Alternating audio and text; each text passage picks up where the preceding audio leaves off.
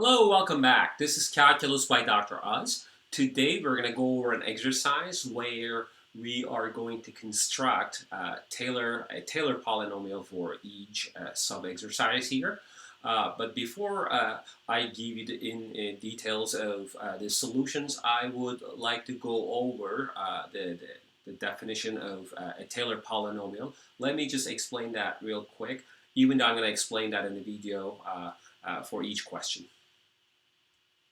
Here we go. So we have the definition of the Taylor polynomial and Maclaurin polynomial. They're not too different from each other. It's just Taylor polynomial is the expansion, polynomial expansion for C being non-zero, and Maclaurin is the one C being zero. So they follow essentially the same format as you see. Like I have the polynomial expansion Pn of x written exactly the same.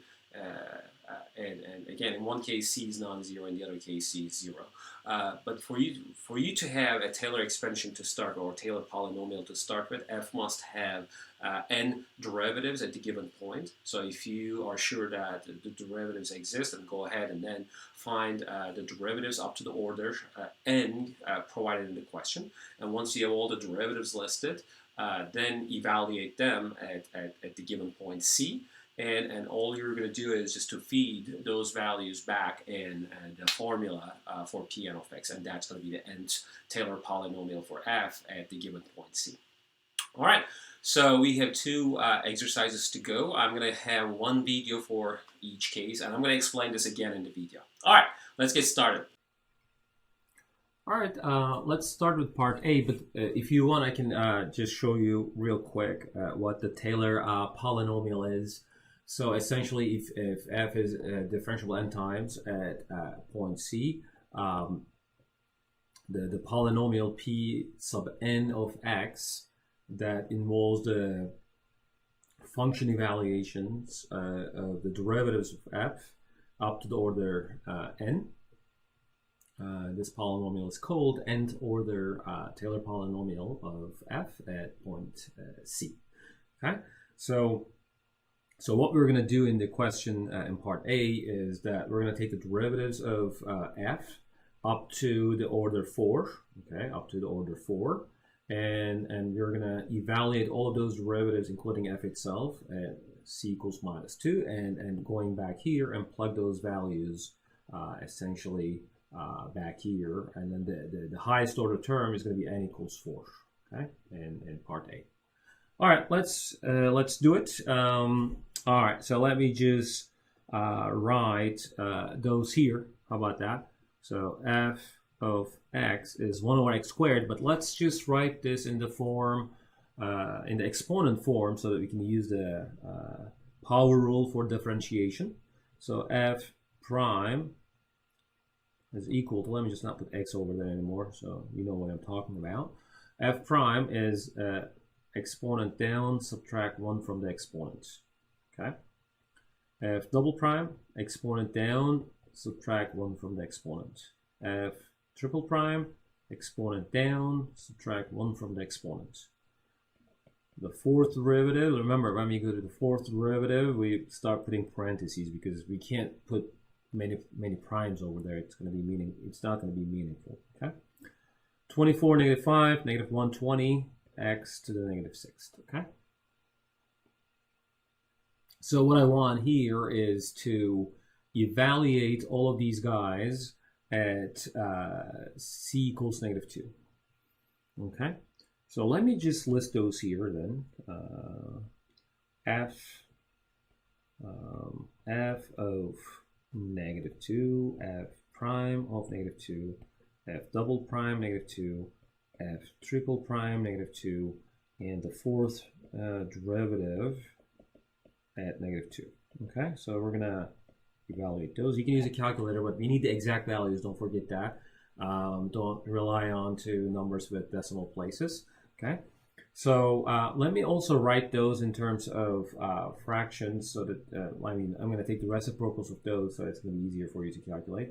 So 1 over x squared, negative 2 over x cubed, 6 over x to the 4th, 24 over x to the 5th, Let me see. There should be like a minus sign here, and this should be plus. I'm sorry. Okay, because from here to here, it's negative 24 when you put the exponent down. Okay, I'm sorry. So this is plus, minus, and then finally plus 120 divided by x to the 6th. Okay, I hope it's correct. Okay, that looks to be correct. All right, so what I'm going to do next again is to plug in negative 2 for x. So 1 over negative 2 squared, that's 1 over 4. Because negative 2 quantity squared is positive 4. And f prime evaluated at minus 2, so negative 2 cubed, right?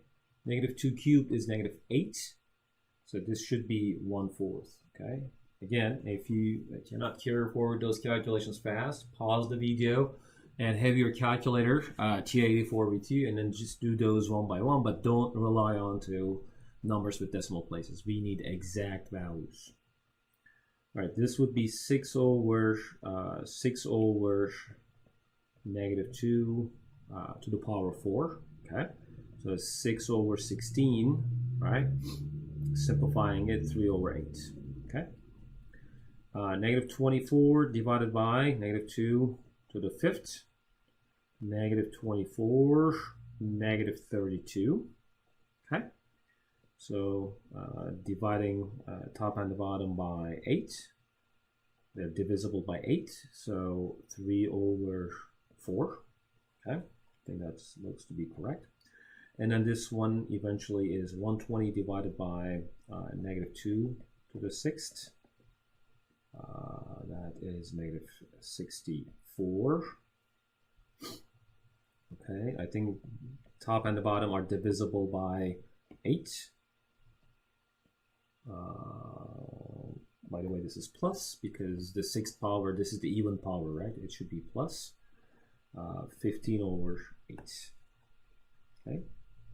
So in the next step, all I'm going to do here is just plugging those values back here, okay? Back in this formulation. So we're writing, in fact, let's see, P4 of x, okay? All right, you're writing P4 of x. It's f of negative 2. Let me just write the long form first for you to see. F negative 2 plus f prime negative 2 x minus c, so it's x minus 2, which is going to be, I mean, from now on I'm going to write it as like x plus 2, obviously. Okay, I'm not going to just carry forward it that way. F double prime at negative 2 over 2 factorial x plus 2 squared, and then f triple prime at negative 2 over 3 factorial x plus 2 cubed, and then the fourth derivative evaluated at negative 2 divided by 4 factorial x plus 2 to the 4th. Yeah. Okay. So let's see what's going on here. F of minus 2 is 1/4. Okay, 1/4. Okay. All right, if you go with the zero order Taylor expansion, this function was 1 over x squared. 1 over x squared is replaced by 1/4. So it's a constant function, horizontal line. If you add one more term, then what you get is f prime at negative 2. That's another 1/4. 1/4 x plus 2. Okay. F double prime at negative 2. That's 3 over 8. 3 over 8 divided by 2. That is 3 over 8. Let me just write carefully 2 factorial x plus 2 squared. You can simplify it by yourself after you watch this video. And then let me just squeeze this here. F triple prime at negative 2 is 3/4, right? 3/4 divided by 3 factorial, right? X plus 2 cubed, and finally 15 over 8 divided by 4 factorial x plus 2 to the 4th. Okay. All right, I'm going to simplify this. 1/4 x plus 2 3 over 8 divided by 2 factorial is 3 over 16 because 2 factorial is 2. X plus 2 squared. And then 3/4 divided by 3 factorial. So 3 factorial is 6. So 3 over 4 divided by 6 is 3 over 24. And then 4 factorial is 24. 24, we can simplify that a little bit, but 15 over 192, x plus 2 to the 4th. Okay, this is what the expression p sub 4 of x is. Okay.